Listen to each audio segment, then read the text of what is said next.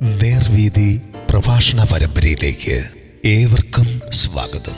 സുവിശേഷകൻ കുഞ്ഞുമോൻ തോട്ടപ്പള്ളി ഇപ്പോൾ നിങ്ങളുമായി ദൈവവചനം പങ്കുവയ്ക്കുന്നു. ശ്രദ്ധിച്ചാലും.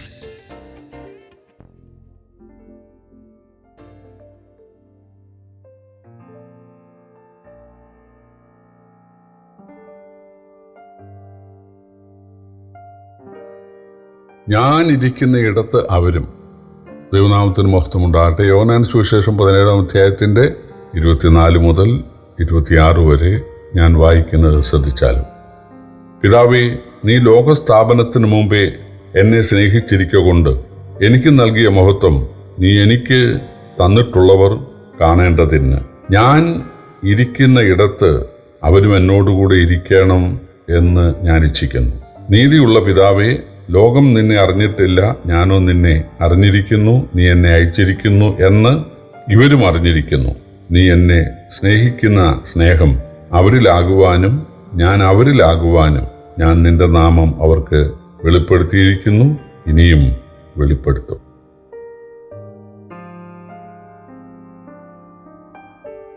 കർത്താവായ യേശുക്രിസ്തുവിൻ്റെ മഹാപുരോഹിത പ്രാർത്ഥനയുടെ അവസാന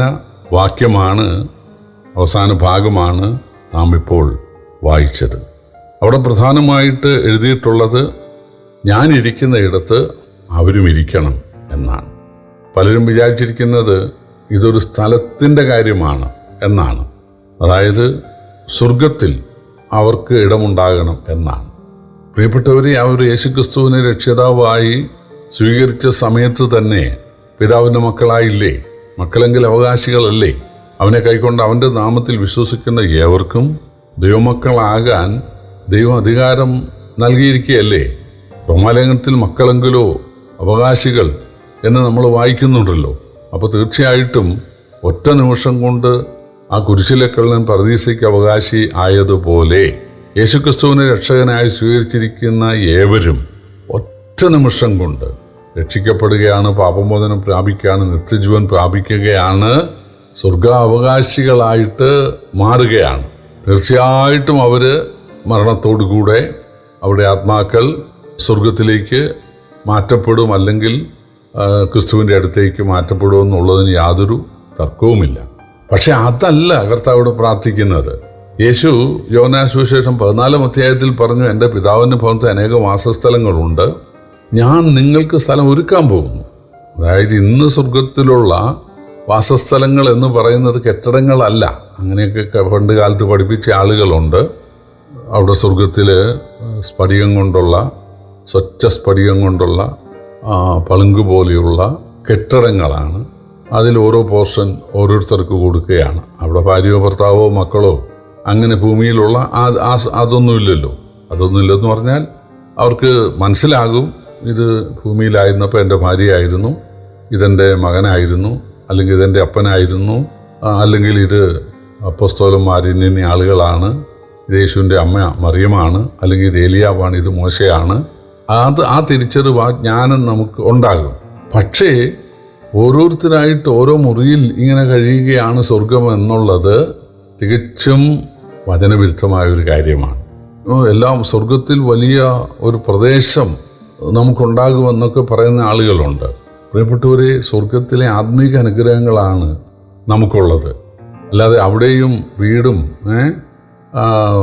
സ്ഥലവും സൗകര്യങ്ങളും ഒന്നുമല്ല. അപ്പോൾ വാസസ്ഥലം എന്നുള്ളതിൻ്റെ അർത്ഥം മനസ്സിലാക്കണം.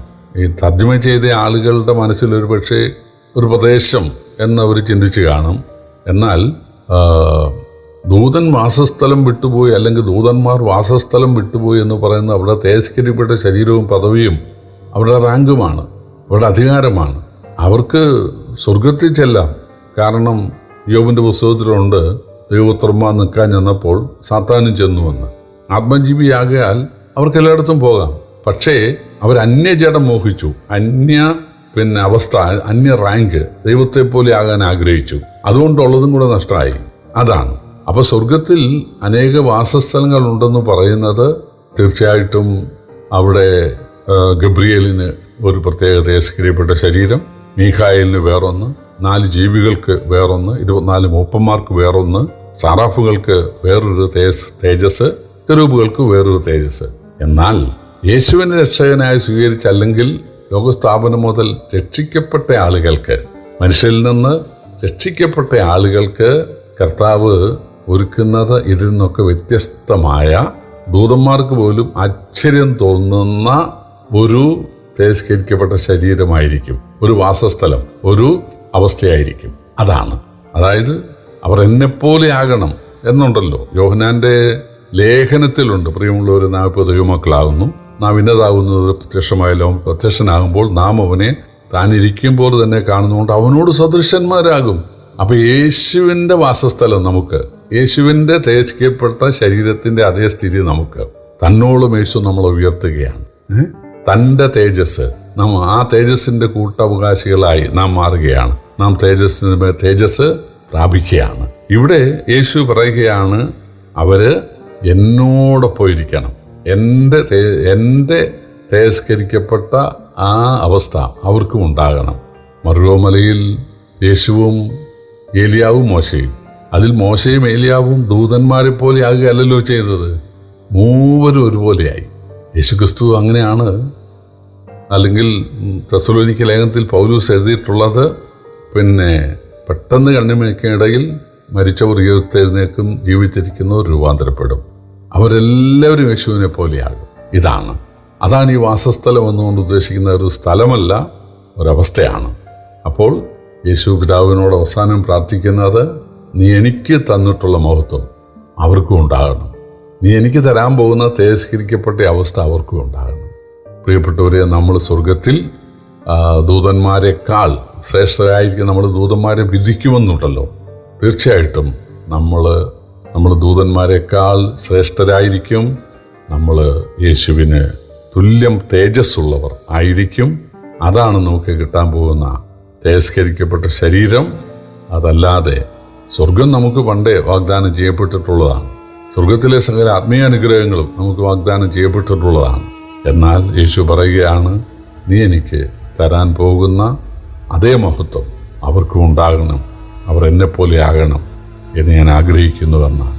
പ്രിയപ്പെട്ടവരെ, പിതാവായ ദൈവം ഭൂമിയിലേക്ക് ഒരു ചോരക്കുഞ്ഞായി പറഞ്ഞയച്ച, കാൽവറിയിലേക്ക് ഒരു കുറ്റവാളിയെപ്പോലെ പറഞ്ഞയച്ച ആ പുത്രൻ തമ്പുരാനെ രക്ഷകനായി സ്വീകരിക്കുന്ന ഒറ്റ കാര്യത്തിൻ്റെ അടിസ്ഥാനത്തിൽ ഒരു കണ്ണ് കണ്ടിട്ടില്ലാത്ത, ചെവി കേട്ടിട്ടില്ലാത്ത, ഒരു മനുഷ്യ ഹൃദയത്തിൽ തോന്നിയിട്ടില്ലാത്ത അനുഗ്രഹങ്ങളാണ് കർത്താവ് നമുക്ക് ഒരുക്കി വെച്ചിട്ടുള്ളത്. ദൈവം തന്നെ സ്നേഹിക്കുന്നവർക്ക് ഒരുക്കിയിട്ടുള്ളത് കണ്ണ് കണ്ടിട്ടോ ചെവി കേട്ടിട്ടോ ഇല്ല എന്നാണല്ലോ. തീർച്ചയായിട്ടും അതിൻ്റെ അംശം മാത്രമാണ് തിരുവെഴുത്തിൽ നമുക്ക് വെളിപ്പെടുത്തി തന്നിട്ടുള്ളത്. തീർച്ചയായിട്ടും കർത്താവിൻ്റെ വരവെങ്കിൽ നമുക്ക് വലിയ ആശ്ചര്യമുണ്ടാകും. അന്ന് അവരുടെ ഗോത്രത്തിൽ ഒരു ബലഹീനം ഇല്ലായിരുന്നുവെന്ന് ഇസ്രായേലിൻ്റെ പുറപ്പാടിൻ്റെ കാര്യത്തിൽ എഴുതിയിട്ടുള്ളതുപോലെ അന്ന് ഒരു രോഗിയും ഒരു നിറമില്ലാത്തവനും ഒരു ജ്ഞാനം കുറഞ്ഞവനും അവിടെ ഉണ്ടാകുകയില്ല. എല്ലാവരും യേശുവിന് തുല്യം ആയിരിക്കും. അതാണ് കർത്താവ് വാഗ്ദാനം ചെയ്യുന്നത്. പ്രിയപ്പെട്ടവരെ, ദൈവത്തിൻ്റെ സ്നേഹം എത്ര വലിയതാണ്. നമുക്ക് കർത്താവിനെ സ്തുതിക്കാം. കർത്താവിൻ്റെ വിലയേറിയ നാമം വാഴ്ത്തപ്പെടുമാറാകട്ടെ.